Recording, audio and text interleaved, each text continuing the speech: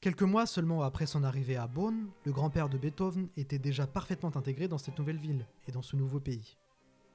Beaucoup de biographes, notamment français au début du XXe siècle, ont cherché à expliquer Beethoven à travers ses origines flamandes. Pour des raisons certainement plus sentimentales qu'objectives, si l'on considère le nationalisme de l'époque et le rejet de la civilisation germanique.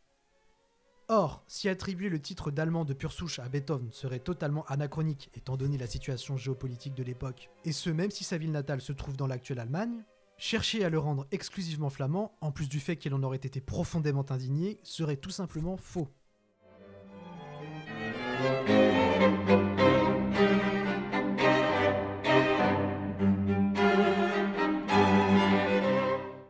En effet, si le grand-père paternel de Beethoven a bien passé les 20 premières années de sa vie dans les Flandres et que ses ancêtres sont bien flamands, il convient néanmoins de rappeler que sur ses 4 grands-parents, 3 viennent de localisations se trouvant à l'heure actuelle en Allemagne, et que l'on ne descend pas plus de son grand-père paternel que de ses autres grands-parents.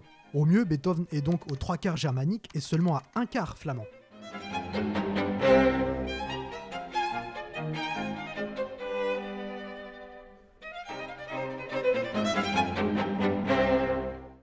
C'est très moderne cette volonté de séparer les peuples des différents pays.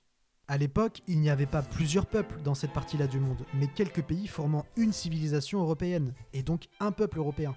Un peuple qui se foutait sur la gueule à la moindre occasion, de façon pas du tout civilisée, je vous le concède, mais les sentiments nationalistes, s'ils étaient bien présents, n'impliquaient pas nécessairement qu'on ne fasse pas comme chez le voisin.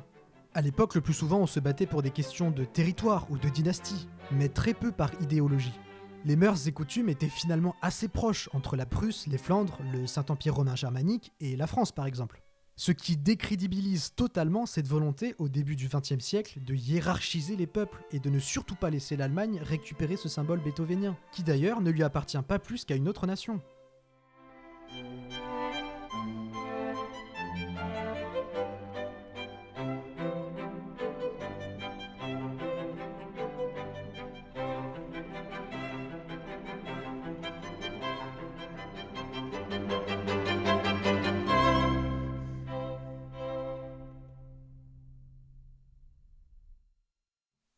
L'essence même de ce symbole, c'est l'humanité et l'égalité entre tous les hommes. C'est bien ça que Beethoven prônait, et pas particulièrement sa fierté d'être plus germanique que flamand. Même si l'on peut avoir des doutes raisonnables au sujet de l'authenticité de ses convictions, et qu'elles sont du moins à replacer dans le contexte très particulier de ce début de 19e siècle. Souvenez-vous toujours d'être très prudent quand vous traitez un sujet historique, que ce soit social, économique ou même politique. Juger ce sujet avec une approche moderne peut souvent amener à des confusions, des non-sens, voire même, et c'est beaucoup plus problématique, à une falsification de l'histoire. L'arrogance du prisme moderne que l'on utilise bien trop souvent à mauvais escient, c'est de croire que nos capacités intellectuelles sont supérieures à celles des sujets historiques que l'on traite. Or, si Beethoven avait voulu se revendiquer germanique ou flamand, il l'aurait fait tout seul, sans avoir besoin d'aucune aide 1 ou 2 siècles après.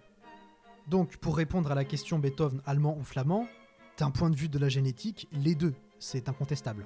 D'un point de vue idéologique, si tant est qu'il y ait la moindre différence entre l'idéologie flamande et l'idéologie allemande, je pense qu'on n'en saura jamais rien, du moins avec certitude. Et grand Dieu, c'est aussi bien comme cela.